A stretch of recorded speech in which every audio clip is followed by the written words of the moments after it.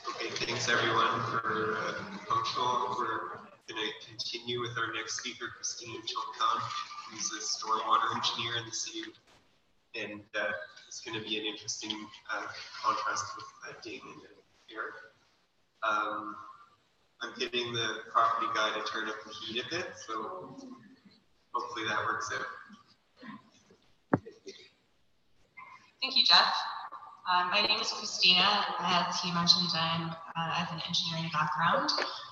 And today I'm going to be walking through a couple examples of projects that either I've personally worked on myself or some of my colleagues have, or some of the projects that you may have heard of in the city. I'm specifically focusing on the city of Toronto, the GTA. However, there are a lot of similar projects happening across Canada.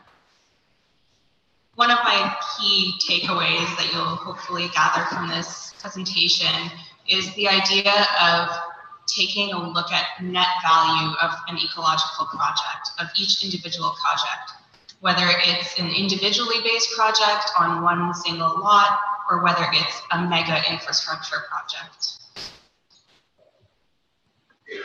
So here's just a quick pathway of the points that I'll take you through. So I'll start with a quick introduction and talk about engineering and design from a theoretical sort of ideal world perspective, and talk about some of the common goals that all of us designers, engineers inclusive, have in addressing ecological decline. Then I'll move on to some of the realities of environmental engineering, some of the challenges that we face on a day-to-day basis, and how we tend to collaborate. Then I'll move through examples of eco-engineering in an urban center. We'll start from the smallest scale, from an individual and lot level basis, and we'll move our way up and discuss some mega projects and take a look at whether or not they really do offer a net value from an ecosystem improvement perspective. And then lastly, we'll just take a look at a couple points regarding net value and some more questions to explore, whether we explore them in the Q&A or in the roundtable afterwards. Just a quick background about myself so that you can maybe understand where I'm coming from in this presentation. I have a bachelor's of engineering in environmental engineering, and recently also added on to that with a master's degree in engineering leadership, which is a fusion between applied sciences and the School of Business at UBC. I've spent most of my career in consulting engineering. I started off my career as a stormwater engineer, learning a lot about drainage, flood risk management, working with both private and public sector clients. And recently I've kind of broadened my scope and work with all sorts of water infrastructure projects, from pumping stations to water and wastewater treatment plants to linear infrastructure and that sort of thing. So now we'll jump into the engineering and design world in an ideal space. So in an ideal world, there's unlimited time to do your project, unlimited budget, everyone's objectives are met, everyone's objectives are #1 priority. Changes from a client's perspective would be unlimited, they would be free, and they could be completed, whenever you had time to do them, not yesterday, as seems to be the case. In an ideal world from an engineer's and probably likely other designers' perspectives in the eco context, there are 3 sort of ideal goals that we try to reach with each of our projects. The first being minimizing the environmental impact of any project. So that would mean protecting all natural habitat, all species from impacts of any construction as much as possible. And then later on, reinstating and improving anything that was damaged to a better than existing state. The second would be to minimize impacts to human health. So not only ensuring that the project itself has a positive impact to human health after it is completed, but also that it meets health and safety requirements throughout the project so that the workers who are constructing it are also in as healthy as possible environment. And lastly is to maximize improvements. So the idea here is that when you're given a certain project, you're essentially given an opportunity. You can either do exactly as you're required to do and not more. Or in an ideal situation, you can take that opportunity and make something as best as it can be. So in a lot of infrastructure projects, you're essentially given a once-in-a-lifetime opportunity in some cases, especially if it's a mega project, to try and not only meet the project criteria, but to go above and beyond and make the best possible change that you can make. This is similar to Eric's point, I guess, he was saying earlier that sometimes you just gotta do it when you can. This is one example of what I believe to be was sort of an idealistic solution many years ago. So when the whole concept of collecting drainage started, the idea of collecting sewage in pipes, there was what we call just a singular pipe system, what we call now a combined sewer system. So not only would sewage drain into pipes, storm drainage would go into those same pipes. And at some point we realized that that was only really meeting one objective, which was the objective of human health, which was to kind of gather and convey sewage and kind of remove it from the streets. But we didn't quite realize what environmental impacts those had. So that same sewage and rainwater would all go into one pipe and out, treated or untreated, into the natural environment. So this is actually still going on. I was going to say decades ago, the idea of separate sewer systems came to be, where we tried as best as possible to only have sewage in one set of pipes and only have stormwater in other pipes. In an ideal world, there would be no leaks between them, no interconnections, and the sanitary pipes would go straight to a treatment plant. The rainwater pipes would go into their own separate treatment system. And that way we would address both the human health objectives and the environmental objectives. But that's not really the reality. We're still trying to move forward and improve those systems. There are still quite a few combined sewers in the city of Toronto, and they're quite a massive undertaking to separate. So in practice, some of the challenges that we face. This is a pretty common comic, meme, whatever you want to call it. I've left it here without captions. You may have seen it before. It's related to different team members' perspectives when you're collaborating on a design project. In reality, everybody has a different objective with what they're trying to achieve in a project. The image that you see with the comfy chair and the sunshine, that one's usually captioned as what the client thinks they're getting. And then they're captioned appropriately depending on who the author is and how frustrated they are with other members who are collaborating on the project. But in reality, the main objectives from an engineer's perspective is, this is associated with your professional licensing, it's the duty to protect. Our objective, no matter what the project is to protect human life and safety. It's number one. It doesn't matter if it's an ecological focused project, human safety is number one from the perspective of a licensed engineer. And then we get into this real world scenario of collaboration. I don't like the idea of generalizing certain professions. However, sometimes working with engineers, you may have certain frustrations. This is sometimes a typical reaction to a design. You design something that you think is beautiful, that has beautiful ecological value, and then you take it to the engineer for their structural or geotechnical or whatever advice, and they take a look at it and just say, no, it's not gonna work. Your design is wrong. So this is, a lot of it has to do with not only personalities, but the way we're educated, right? We're very much rooted in science, math, constructability, and where that's just a way that people tend to think. So collaboration is a little bit tricky sometimes. And another reality, this one is shared with many designers, not just engineers, is navigating rules and regulations. All of our designs the sort of creative aspect of design has shifted more from, the creativity isn't really about making a creative design, it's more of being creative in addressing all the criteria, but in the quickest and cheapest way for your client. So your sort of idealism, your own consulting abilities and ideas, they're hard to translate into real life sometimes. This is just a snippet of some of the criteria that we have to meet in ecological projects through several levels of regulatory authorities.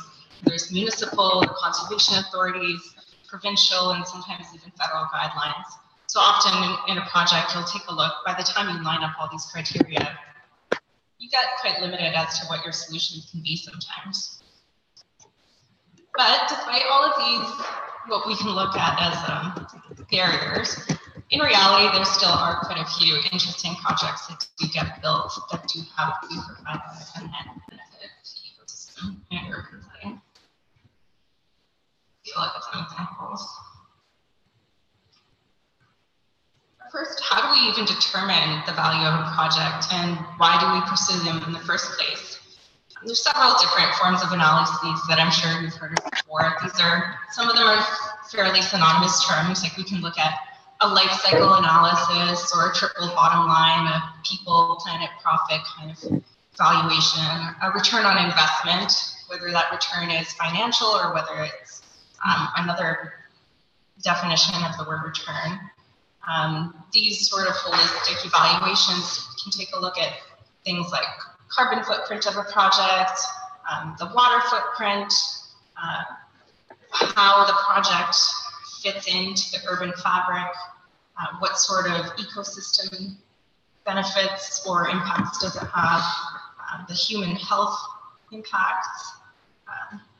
These are some of the examples that we look at when really taking a look at the net value of a particular project. So we'll start off looking at a couple individual or community lot level efforts. These are ones that can either be taken up by an individual person, or it could be by a community, or even a small developer creating a community development. This first example is just a generic example. It's called low impact development, or LID. So this is the concept of trying to, in any development situation, trying to ensure that you can best mimic the pre-development conditions of the land in a post-development condition. So essentially, when you develop any plot of land, inevitably you're going to cover some of that land with an impermeable surface.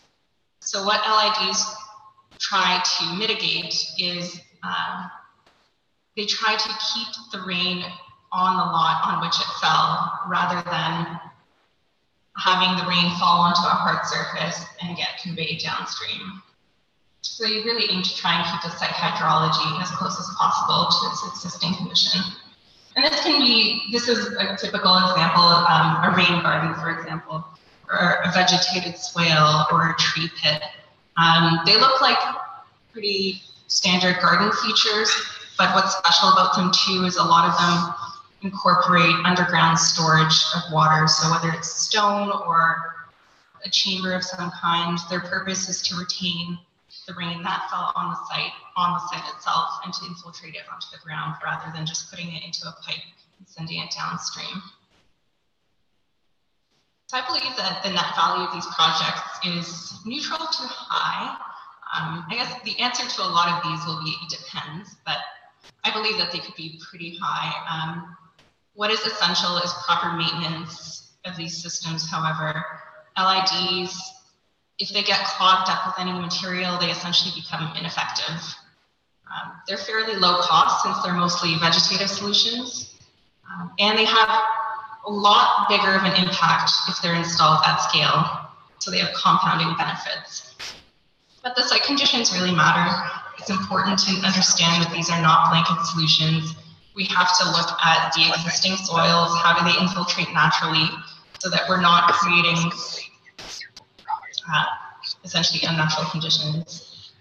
Other aspects that matter are whether there are presence of aquifers there, proximity to salted roads, and I'm sure landscape architects play a big role in this in helping to determine the types of vegetation that can handle their environments. Another example of sort of an emerging technology that hasn't quite caught on yet is the idea of rain harvesting, but using smart rain harvesting systems. So this is one example that I'm personally familiar with, but it's called from a company called Rain Grid. The idea of this rain barrel is so a traditional rain barrel captures rain that falls from your roof into a barrel, and it's simply stored there for you to determine when you want to use that water, when you want to discharge it. These smart rain barrels, they're connected, they're internet connected, and the idea is that they follow a forecast. When there's a forecast of a rainstorm coming, they automatically open their valves and they drain out. Whatever rain has been stored in there gets drained out. And the idea is that they become fully available to store the next rainstorm. So any rain that falls on the roof of the next storm gets fully captured in the rain barrel. So not only does this provide an offset of potable water use and a volume of water to use for rain management, but it also provides a stormwater management benefit. So it prevents all the roof that would have fallen, it prevents all the rain that would have fallen onto your roof from going into the storm system, the storm sewer systems that are already quite overburdened with the intensity of rain that we've been getting. Its net value, I believe, is on a lot basis, really not that impactful. On an individual lot, it'll give you essentially the same benefits as a regular rain barrel would. But if installed at scale, it would take a pretty large burden off of our storm water management infrastructure downstream. Although there are quite a few challenges related to this as it becomes a piece of infrastructure whose ownership is uncertain. It crosses that private line, that private property line, so it's a bit difficult to get off the ground, this whole idea. The next example is one that has come up recently in the city, is the idea of installation of these solar poles. I saw these recently in a local neighborhood. They were commissioned by the local Business Improvement Association and the city to power decorative lighting in the neighborhood. So scope, to quote directly, was removal and disposal of existing 2006 solar lighting poles and supply, delivery, assembly, and installation of new solar panel pedestrian poles. So they replaced previous solar poles that were only there for about 12 years. From my perspective, I really think that this is a poor, low-value eco solution. There's hopefully the expected lifespan of these is longer than 12 years because 12 years is quite short for an asset life. Considering the carbon and water footprint, I would imagine is quite high for the materials, manufacturing, the transport. And in addition, they're providing a nice-to-have service. They're powering decorative light, not regular street lights. The alternative for powering street lights is connecting to the Toronto hydro grid, which is coming from an over 95% clean energy source. So what is really the net benefit of this installation? My perspective is that it's quite low. Probably not really worth it. It's more of perhaps a marketing project. So now we move up a level in terms of scale and take a look at some city-led restoration projects. When we take a look at municipal projects, municipal government has the closest tie to its citizens. Like, we're most impacted by projects that are municipally led because we interact with them every day. So that being said, the cities will have a lower risk tolerance. De-risking is a big objective when we take a look at of how they run their projects. So the first is the example I've shown previously in the slide. Here, in this particular example, due to simply us developing in fairly sensitive areas, in ravine type areas, we've inevitably changed the drainage patterns over time. And there are certain areas in which drainage is more concentrated than it used to be. So here there was, during a pretty intense rainstorm in 2017, a big portion of the slope just started eroding a little bit, and then it just failed. So it took out about half of a lane of the road in a residential area and created a pretty big landslide and took out a ton of trees. Pretty much everything that you see here in this picture was cleared out by the landslide anyways. So the solution here was, again, very risk averse. So not only was the slope built back up, it had to be stabilized with geotechnical techniques that was actually quite advanced. And to prevent it from happening again, this concrete cable mat was installed to prevent surface erosion.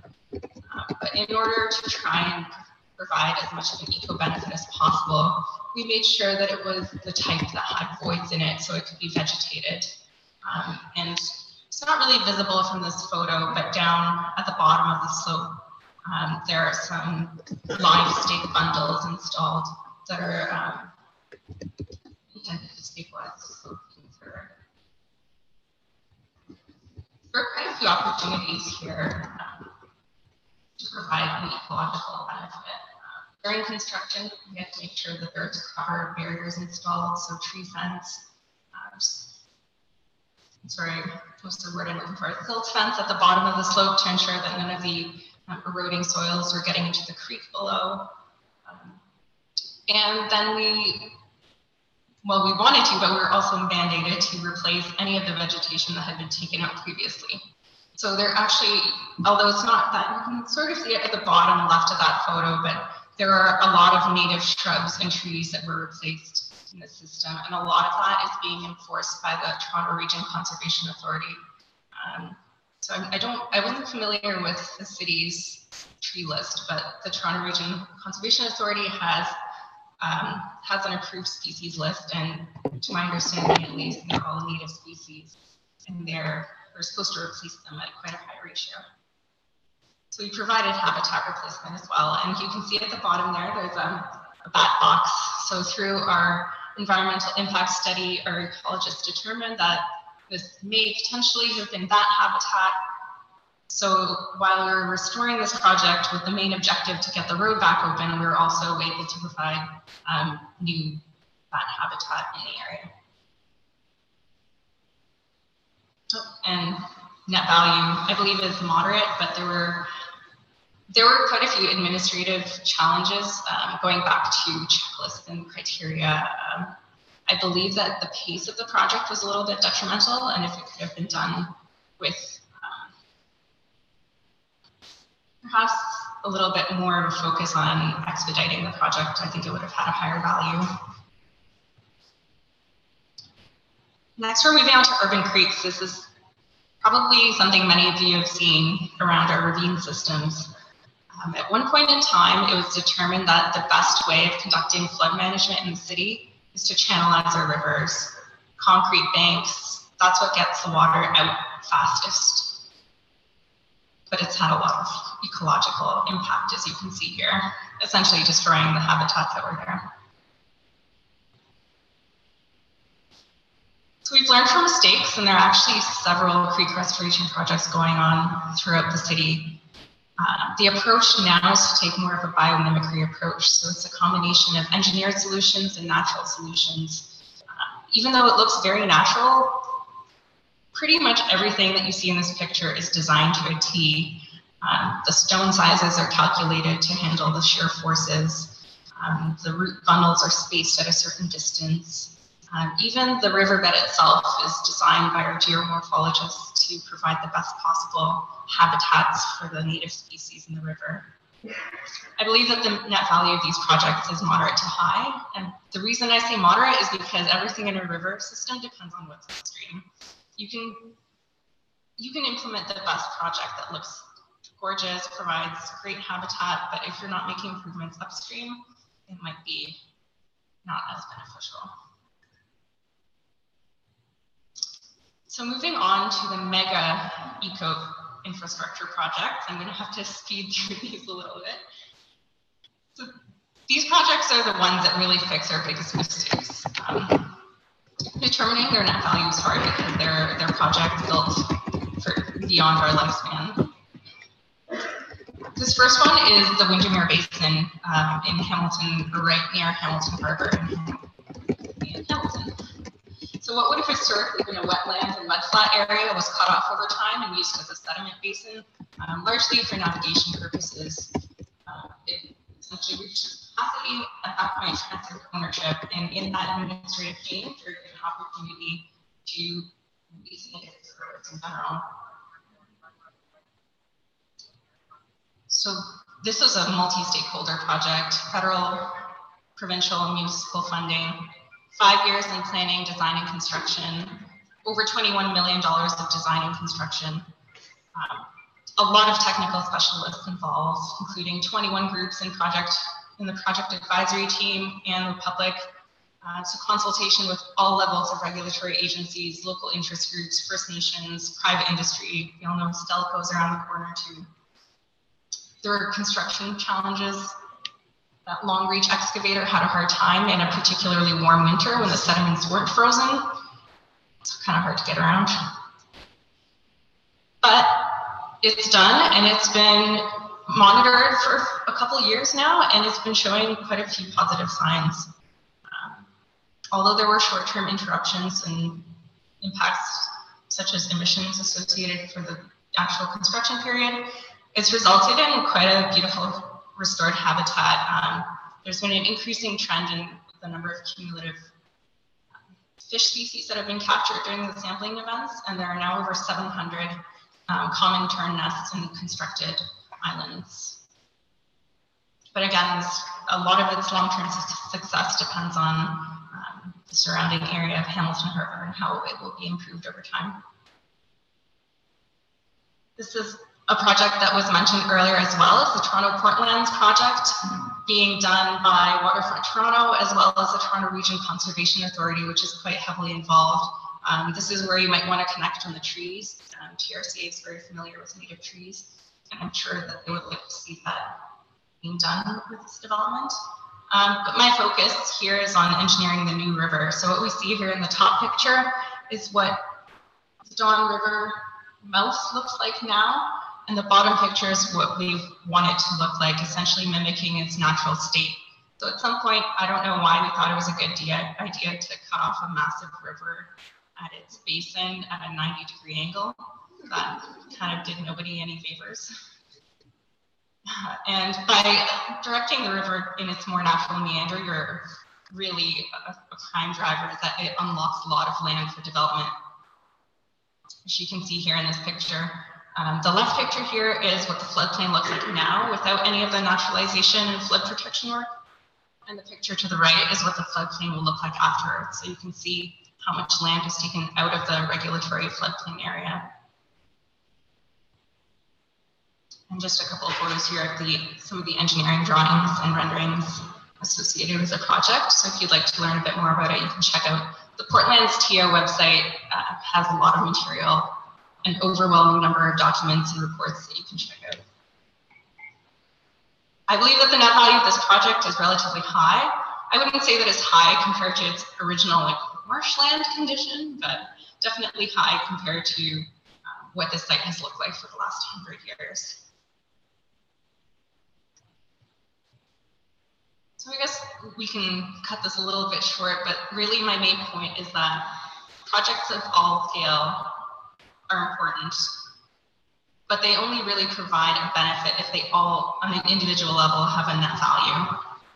So we have to look at both individual, community, and multi-mega partner projects and try and layer all the positives together.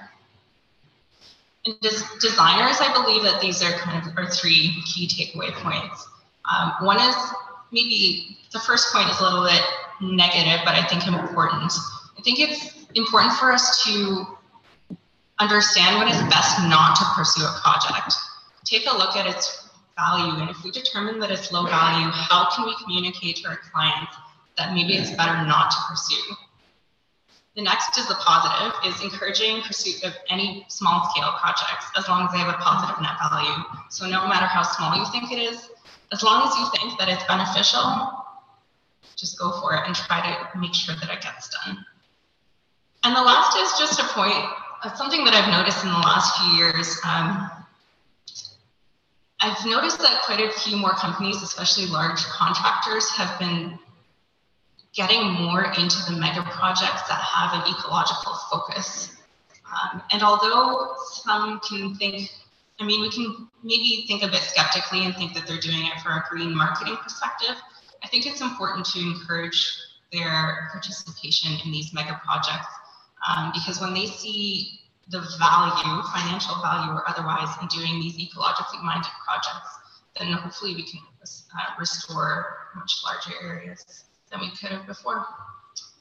And so I leave you with a couple more questions to explore. Maybe we can take a look at these in the round tables. But they're associated with things like how do we determine our ideal design populations?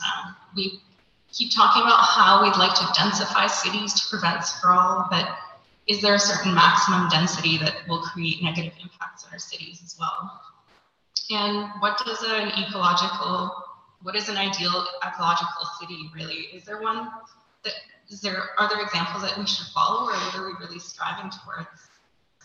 And how do we know whether the choices that we're making now are really positively impactful in the long term, especially in these mega projects where we're spending upwards of hundreds of millions of dollars? Are we making the right choice? I don't know. Thank you.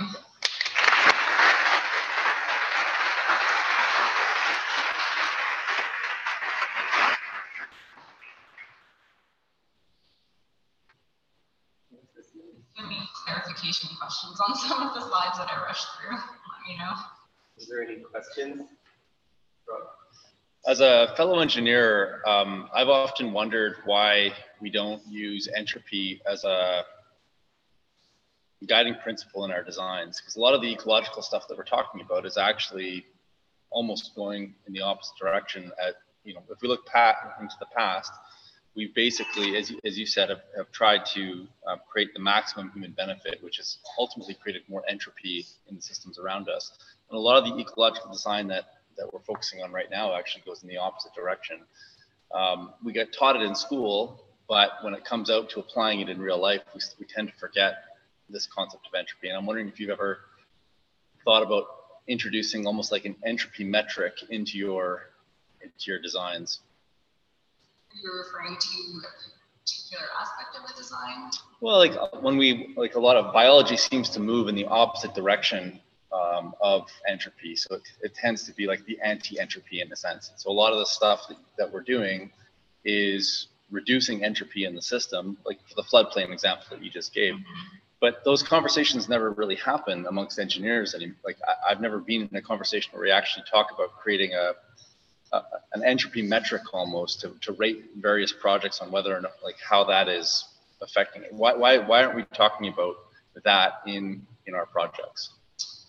And maybe that's too big of a question, I don't know, but. That's a pretty big question. Yeah. I think the conversations have changed a bit more. I think one of the bigger drivers actually has been the regulatory authority that some of the agencies have gained over time, especially the conservation authorities. Depending on who you talk to, depending on what their objectives are, they might say that's a good thing, they might say it's a bad thing.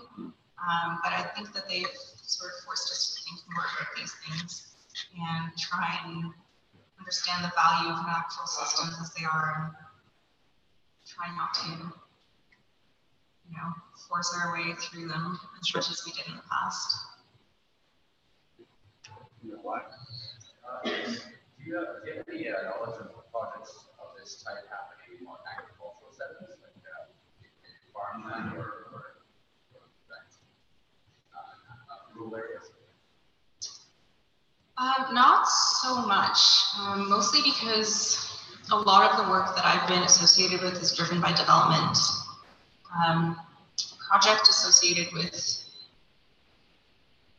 I guess, rehabilitating degraded farmlands. I'm not sure who would be driving those projects other than farmers themselves. Yeah, it could be conservation authorities. I think, yes, probably more so in areas where there are water systems, because conservation authorities only have authority over the lands that they deem as regulated by them. So that's not all inclusive. So I want to speak to one of your points on the first slide, or on the first few slides, being consultant myself, knowing that, you know, what we want to put in design often isn't in line with what the owner wants. So I was curious if there's any successful strategies that you, or approaches that you've implemented yourself or you're aware of to kind of help bring in a lot more of these ecological or eco-friendly design aspects into it, because really right now is like the approach is to make the business case for it.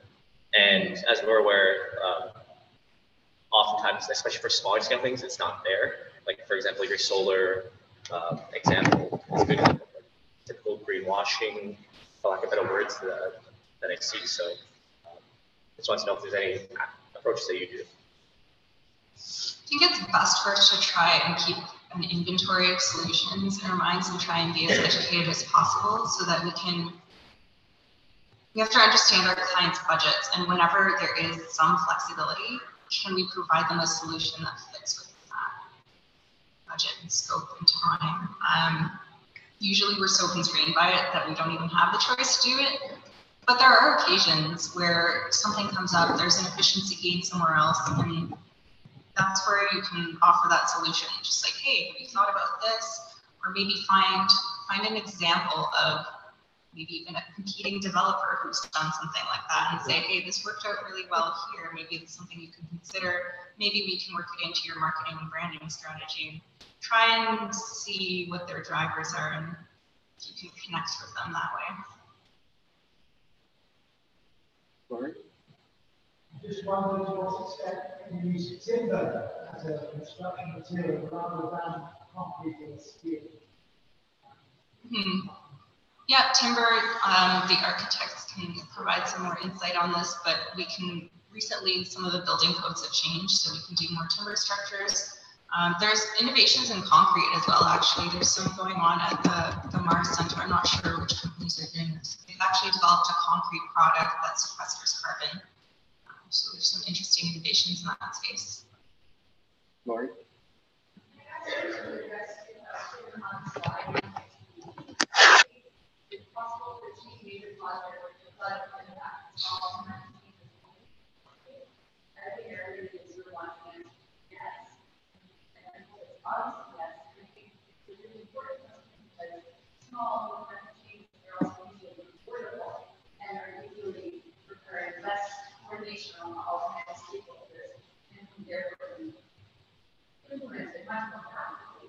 So what I would like to know is if you identify some opportunities for those sort of small payments. I believe that a lot of it has to do with grassroots planning. I think that's actually quite difficult to do in a city where you have people of so many different backgrounds and different priorities. Yeah, rain gardens, there are, but to implement them really at scale, at a scale, yeah.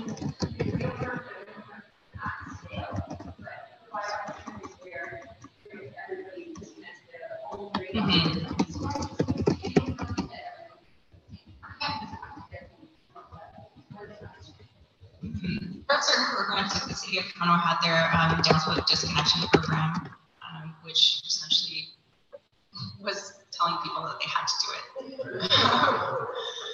So that's one way of doing it, just by telling people that they have to do it. Others, there are incentives to, I'm not sure about the City of Toronto, but there's other cities like in Washington, DC, for example, there are incentives for putting a rain barrel onto your site, so you get a rebate program or something like that. So incentivizing it rather than punishing, you incentivize. So there's different ways of trying to encourage people to do lot level projects.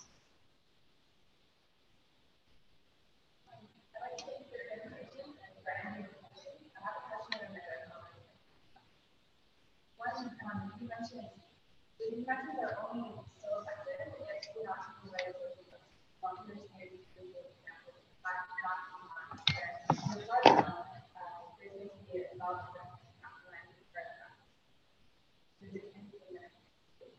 and the comments are actually sport predicted, and so what they do is displace water over time, and they're actually not really affected as hydro, because most people don't actually use it in general. So the water ends up getting retained. But the technology does essentially so that you know that when it does rain, it's not. Yes, sorry, I wasn't sure if I explained that one clearly. So can you repeat your question? I didn't hear it part. Yeah. What can engineers do to help with taking more upstream approach, but not necessarily rehabilitation, but actually using the blend and not interfering with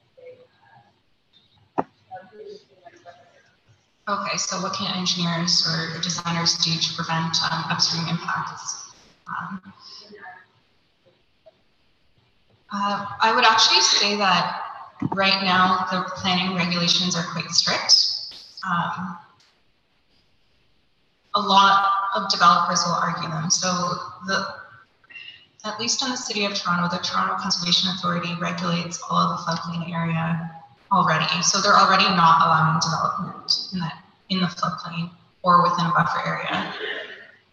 So that's the first step, but to continually enforce those rules can be challenging because there's always people who want to fight back. But I think that's a pretty big development already that has been made in the last couple of decades. Simply not allowing development in those floodplain areas. I think we'll end it there.